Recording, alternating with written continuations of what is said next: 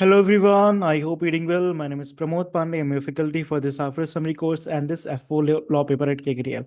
In this lecture, we will have a discussion about the inventory standard, which is your IC2. Again, the standard which are left from now and onward will be very small standards, so I will just try to wrap up in then 10 to 15 minutes, right? But if I just would like to give you the outlook, like what are the chapters, what is the standards and what we have done till now. So these are the total number of the standards till now. Total number of standards was close to 34 and we are on the way. Before this lecture, you already have been through this standards. I'm going to cover this standard right now. And after this word, I will be covering on the pending standards. This standard are very smaller one, but better if you would be knowing the summary of each and everything which is going to be presented below. Done. So these are all the important standards which we have done. They're close to 34 standards in total I'm taking on. So I think that is more than enough that all what you need to know from the SBR knowledge for your AAA perspective. Without getting delay, let's begin the standard and then see how things will take turn around. Okay.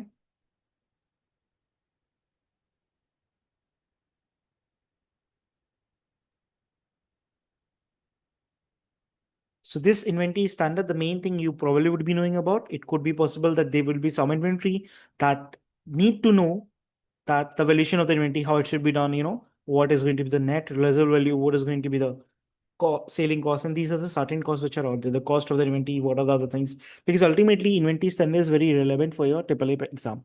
It could be that there will be some sort of a requirement, there's some audit risks very specific to the inventory.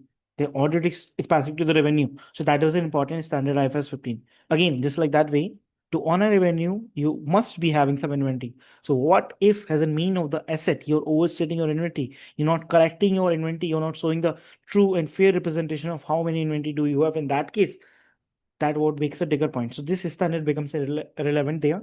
And then we will talk about the same standard just because of the importance it could be there in a AAA, right? So I just wanted to begin with the story which is out there. Inventories must always be valued at the lower the cost and net realizable value. NRV is basically representing the estimated selling price with minus the cost of necessary to make a sale. That what becomes the net realizable value. And inventory should be valued at the lower the two. This ensures that inventory is not overstated in the financial statement. Before getting on this, I just wanted to explain one more thing to you. Suppose inventory are of the many type. The raw material, sometime on the raw material, staff or laborers get started working, and this reach in the position where it is known as an work in progress. There is a requirement that other employees are going to work there, and this will become the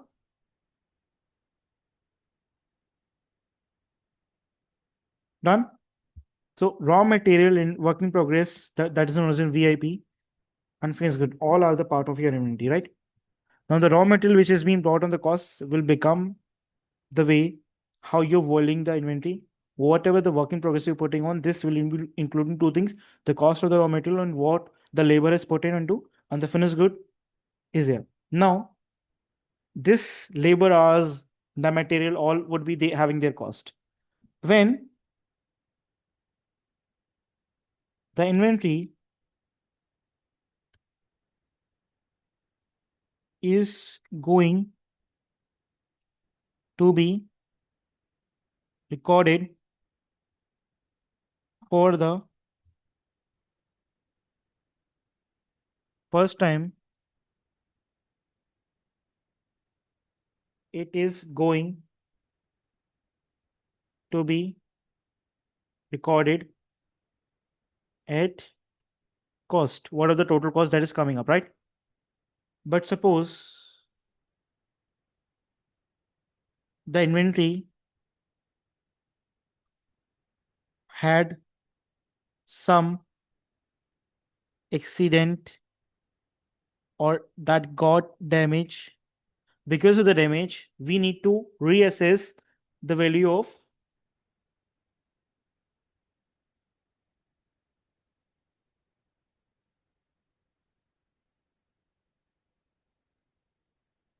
reassess the inventory, reassess the value of inventory, right? And when we are going to reassess the value of the inventory, then we have to record it at the lower of two, NRV and the cost. The cost is basically the one that is coming from here. Now, NRV, what does it mean? Because suppose your inventory got damaged. Now, suppose X, for example, this is the cost and selling price is this 12 rupees. But this inventory XYZ has now got damaged. It cannot be sold for 12. Even it is in the condition that it will sold in a scrap. And the scrap value comes out to be 7. Yes or no? So inventory with the cost of this, selling price of this, the current net realizable value would be 7 rupees. So when you have to remeasure, the inventory would be going to be measured at the 7. Okay, this is basically the concept of the inventories. So the cost of the inventory, when we are talking about the cost, include all costs which is necessary to bring the inventory its current location and condition. It could be purchase price, including import, duties, transportation, handling, direct production costs, direct labors, direct expenses, and subcontract work. Production overhead based on the normal activity levels and other attributed costs. These are some of the costs which will be included as part of your inventory. If there will be any abnormal losses, abnormal basis, this will not become the part of the inventory. But if there will be any normal losses, which is basically the part of the inventory, that will become the part of the cost, right? If there would be any storage cost, that will not become the part of the inventory. If there would be any indirect administration overhead, it will not become the part of the inventory. Again, the selling cost, which is part of the administration distribution cost, will not be becoming the part of the inventory, right? Then what are the formulas which are there? Specific identification. It is basically used when individual unit can be traced, vehicle by chassis number, right? They would be having a specific number.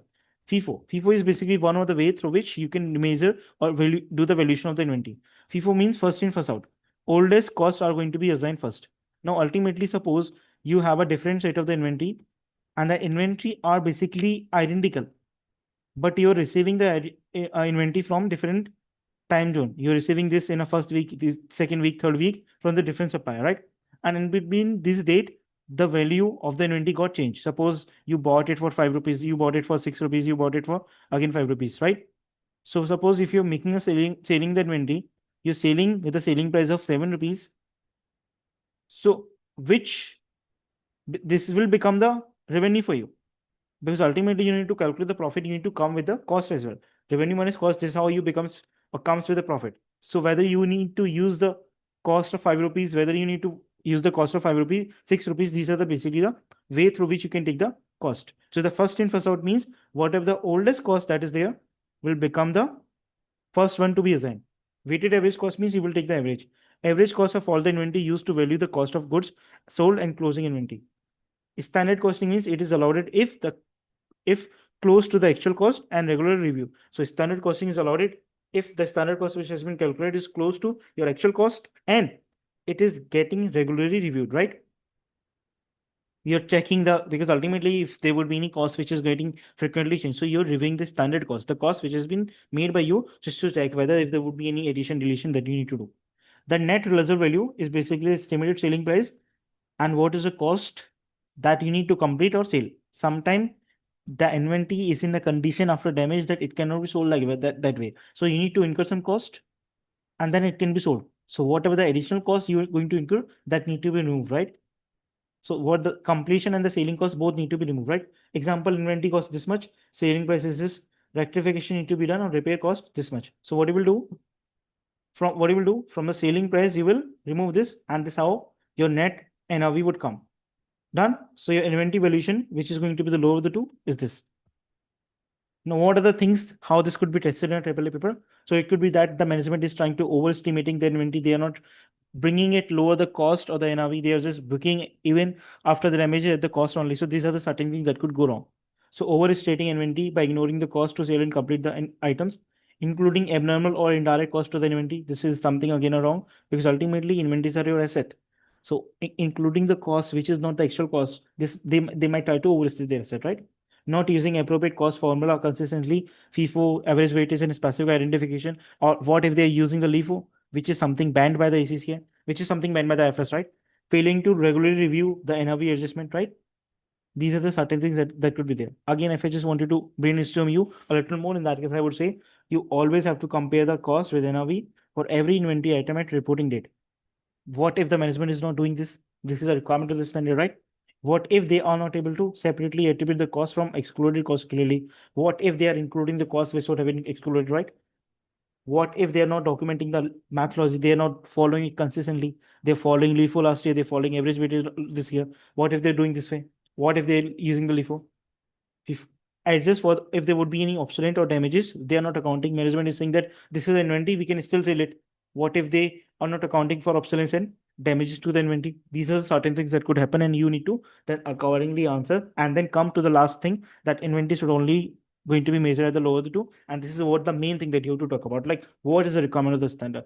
That was about it, the main things that you need to know according to your ISA 2, which is again the smallest standard that we have covered now. This is all what you need to know from the exam perspective of the AAA. That is a knowledge area that you require from the SBR. With this note, I Pramod Pandey would be taking signing off.